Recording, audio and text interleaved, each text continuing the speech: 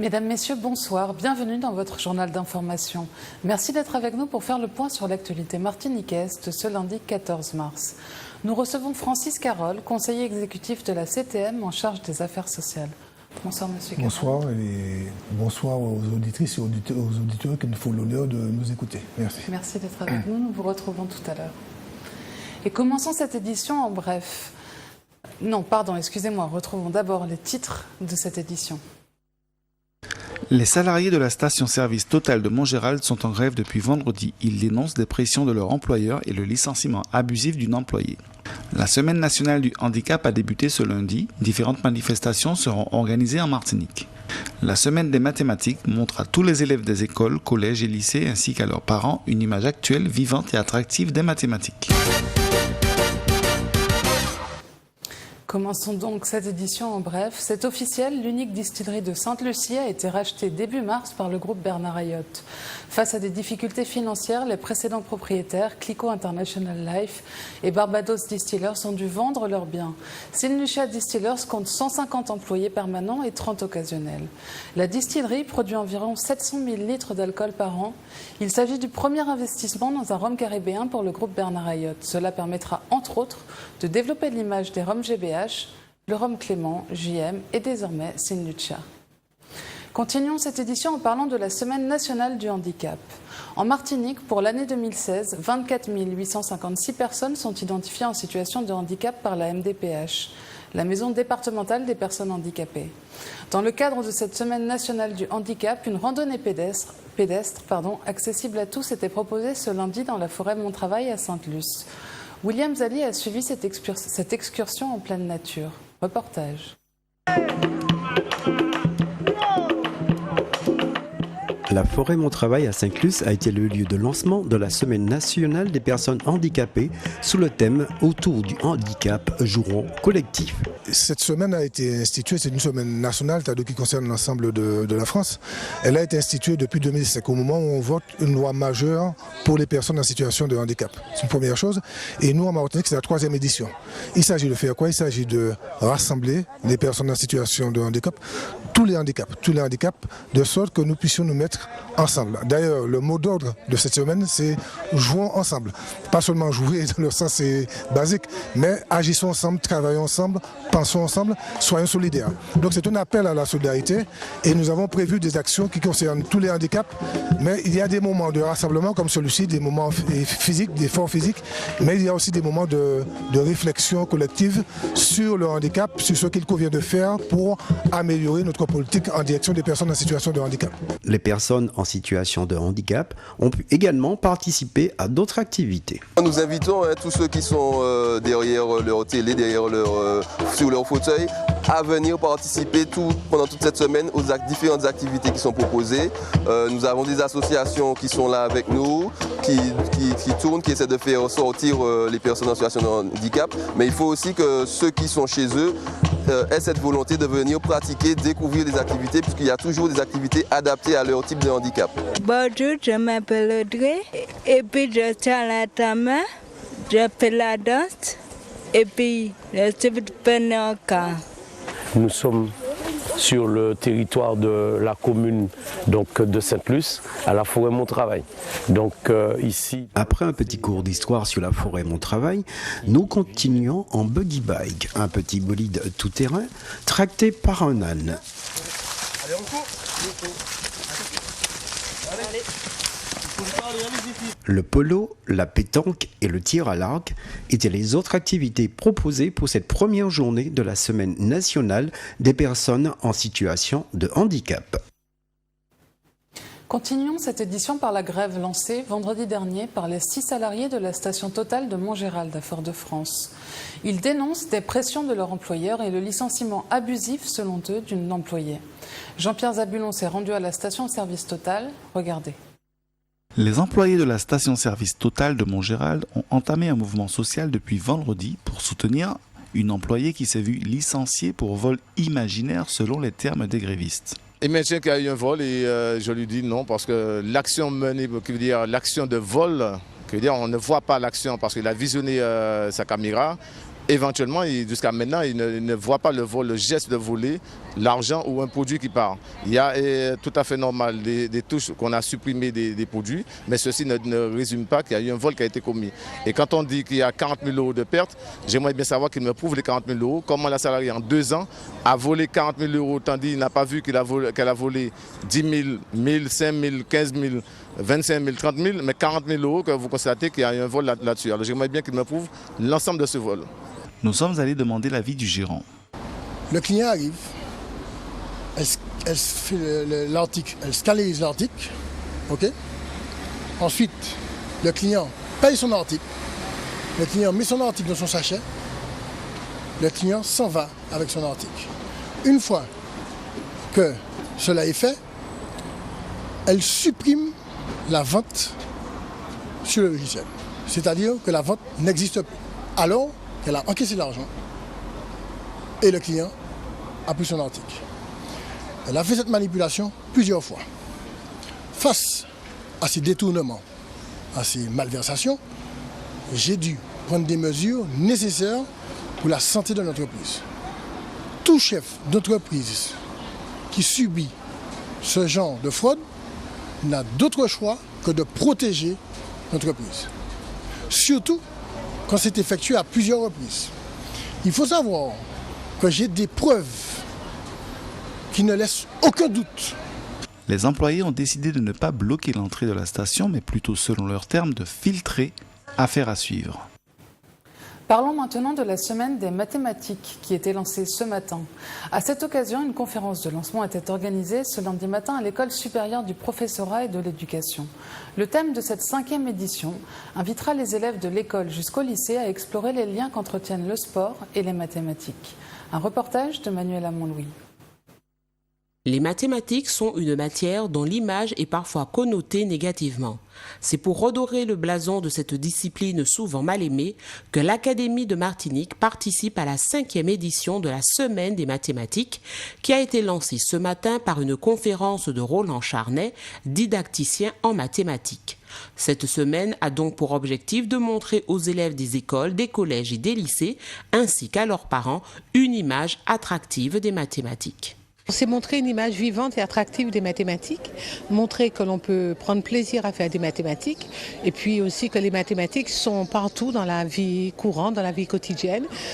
Montrer aussi que les mathématiques sont partout dans l'histoire de l'humanité, mais aussi sont importantes pour la compréhension du monde moderne. C'est vrai qu'il y a une image un peu négative des mathématiques et puis c'est une discipline qui a été utilisé pour la sélection. Donc du coup, c'est vrai qu'il y a une crainte par rapport aux mathématiques. Il y a de nombreuses compétitions qui seront organisées, des rallyes. Le rallye mathématique anti-Guyane qui a lieu depuis le mois de janvier, donc la finale la finale collège du rallye. Il y aura des olympiades, il y aura aussi un rallye pour les personnes âgées, un rallye Grand Monde.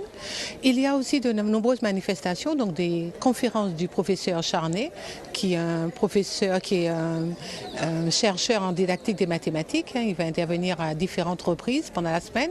Il y aura des manifestations sportives, des rallyes, maths, PS, des conférences, des 3 mini-conférences qui seront organisées mercredi matin dans le cadre de l'UNSS à destination des jeunes sportifs pour leur montrer comment les mathématiques interviennent dans le sport, dans le calcul de trajectoire, dans certaines règles qui sont données en sport, mais il y a des mathématiques derrière. Précision, concentration, stratégie, effort et plaisir sont quelques-unes des valeurs inhérentes aux mathématiques et qui seront relayées au cours de cette semaine. Partons au campus caribéen universitaire des Arts. Les portes du campus étaient ouvertes samedi dernier, l'occasion pour les Martiniquais d'y découvrir les cursus proposés, les matières enseignées et les temps forts pédagogiques.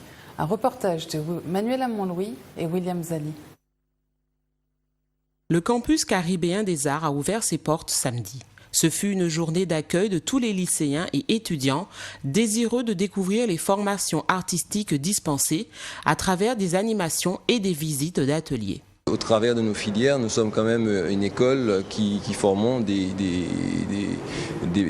non pas des techniciens uniquement, mais des créateurs.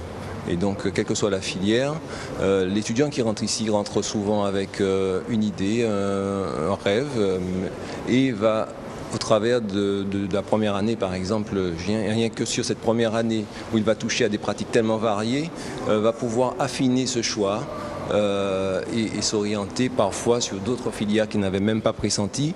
Donc il y a quand même ici une richesse d'enseignement qu'on vous invite à découvrir. Les visiteurs ont ainsi pu découvrir les matières enseignées au campus caribéen des arts et ont confirmé ou non leur choix d'une formation artistique. Ma fille en fait Audrey est très intéressée par tout ce qui est en fait design, tout ce qui est dessin, illustration et puis on de la modernité parce qu'on a possibilité de rendre le dessin vivant et puis par l'évolution par tout ce qui est informatique. On est venu aujourd'hui parce qu'elle n'avait pas retrouvé sa branche ailleurs. Et on est venu ici pour voir ce que ça donne. Et là, pouf, un coup de foudre.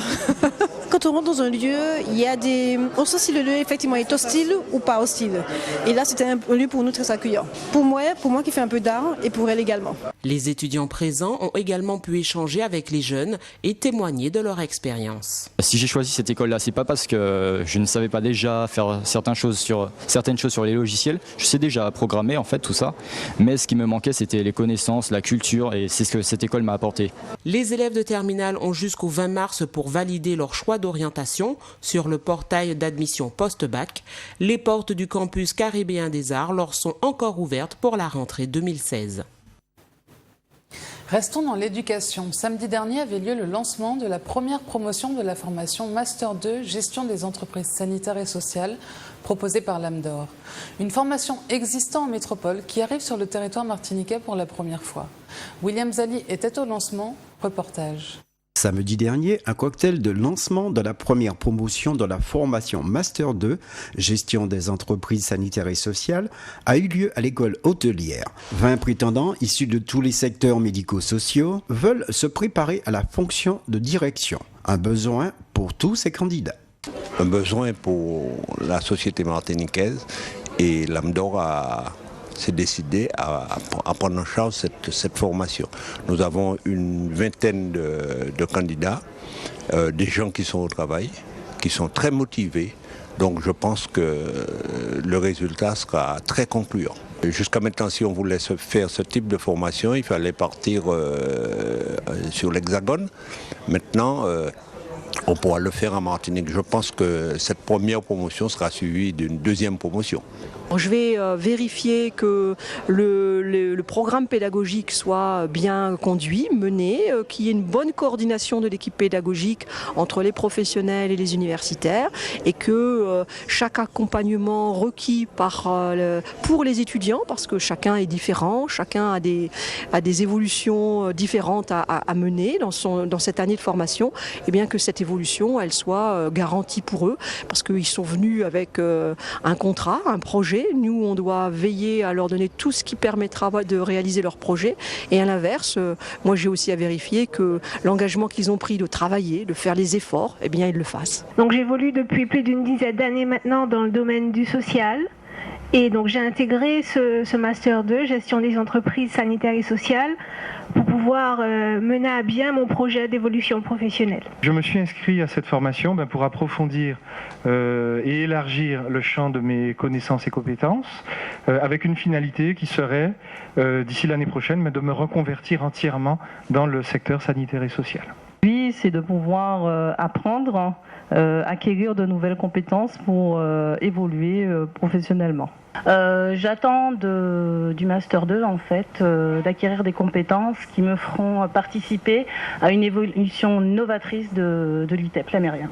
Une motivation palpable et prenant rendez-vous dans quelques mois avec en poche le diplôme Master 2 niveau 1 requis pour occuper les fonctions de direction. Retrouvons maintenant l'invité de cette édition, Francis Carole. Monsieur Carole, cette semaine a été lancée, aujourd'hui a été lancée la semaine du handicap, une semaine nationale du handicap. La CTM est particulièrement liée à un tel événement? Oui, c'est un événement qui se déroule sous l'égide de la CTM. C'est parce qu'il y avait une compétence du Conseil général en matière de handicap et cette compétence est reprise par la CTM. Nous en sommes donc à la 3e édition Oui. Bon, cela existe depuis quelques années en France, mais en Martinique, on a décidé de faire ces journées depuis 3 ans. Eh bien, aujourd'hui, ce que nous voulons faire, c'est surtout, nous avons utilisé l'expression, le slogan « Jouons collectif ». C'est un message à tous les Martiniquais, qu'ils soient en situation de handicap ou non.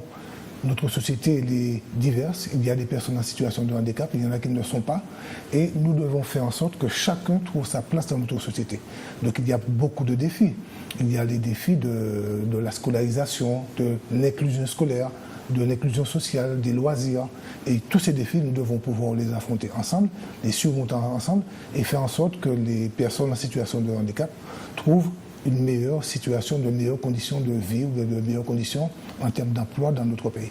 Mais selon vous, quelles sont les problématiques majeures et principales pour les personnes en situation de handicap aujourd'hui en Martinique? Il y a plusieurs problématiques, mais nous pouvons dire qu'il y a un terme qui est un terme positif qui résumerait tout ça, c'est l'inclusion.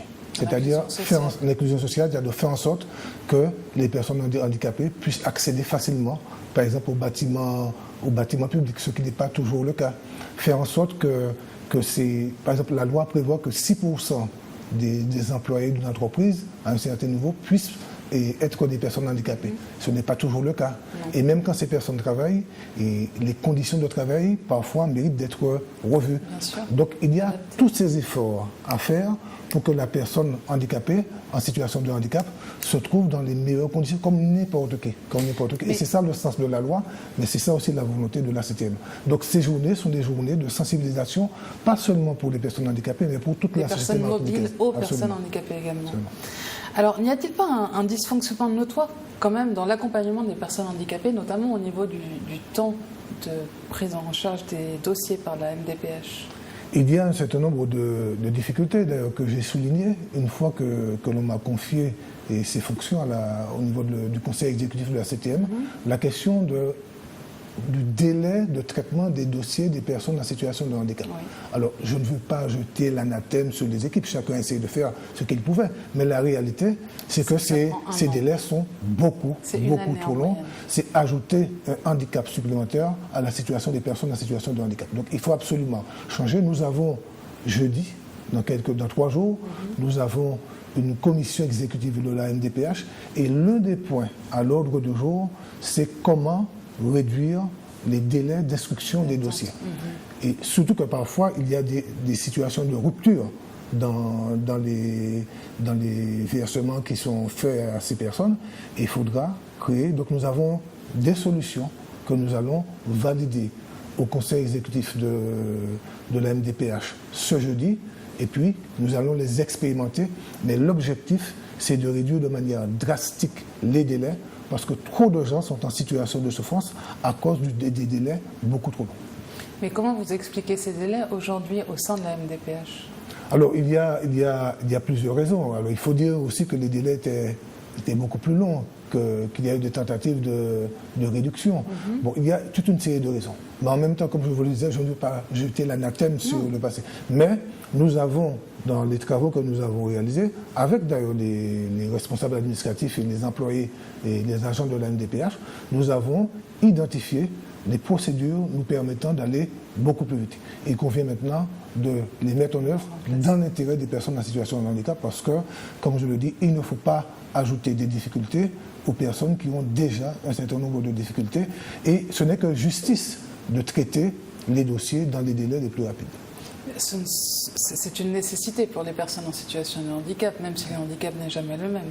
Oui, absolument, parce que c'est vrai qu'il y a des handicaps divers, mais quel que soit le type de handicap, c'est une souffrance. Et notre société doit faire en sorte que ces souffrances soient le plus atténuées possible et permettre à la personne en situation de handicap de vivre dans des conditions normales.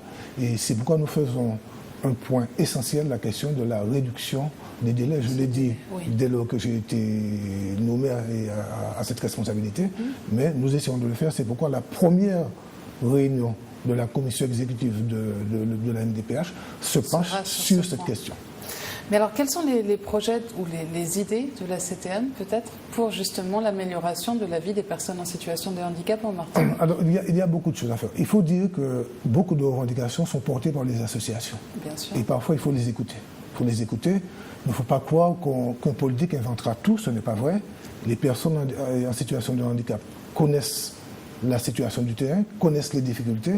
Et il faut se donner les moyens de les écouter pour progressivement régler tout ce qui peut être réglé. Et d'ailleurs, c'est la raison pour laquelle, très rapidement, nous avons pris la décision de lancer le schéma d'autonomie. Le schéma d'autonomie, c'est un schéma pour les personnes âgées, mais aussi pour les personnes en situation de handicap. Donc nous lançons ce schéma très rapidement. Pourquoi est-il nécessaire de lancer ce schéma? Parce que d'abord, nous pourrons évaluer la situation, faire l'état des lieux, voir ce qui va, ce qui ne va pas, quelles sont les expériences positives, qu'est-ce qu'il faut changer. Et ça nous permettra surtout de définir des politiques qui soient adaptées à la situation d'aujourd'hui. Il y avait un schéma qui s'est terminé en 2013. Mais nous voulons, dans la démarche méthodologique que nous mettons en œuvre, faire appel aux compétences martiniquaises. Il y a plein d'acteurs sur le terrain qui connaissent, qui ont des idées, qui ont des propositions, qui expérimentent des choses, et il faut faire appel à eux. Et donc nous voulons, il y aura bien sûr des structures que nous mettrons en place pour encadrer tout cela, mais nous voulons que ce soit des acteurs de terrain qui participent. Donc nous allons ouvrir le débat, ce sera un débat martiniquais sur le handicap, sur les difficultés d'aujourd'hui, sur les freins que nous trouvons, mais surtout sur les perspectives que nous voulons mettre en œuvre pour que les personnes en situation de handicap vivent mieux. Et il faut que les personnes en situation de handicap participent de manière intense à ce débat. Et c'est la méthodologie que nous essayons de mettre en œuvre, c'est-à-dire la concertation, l'ouverture, le débat, et puis finaliser avec un projet qui soit à la hauteur des espérances des personnes handicapées et des espérances de la Martinique. Merci Francis Carole d'avoir répondu à notre invitation. C'est la fin de cette édition. Merci de nous avoir suivis. Retrouvez dans un instant les informations nationales et internationales avec Euronews. Puis, à 20h30, retrouvez votre émission Portrait. Passez une agréable soirée sur Zouk TV. À demain.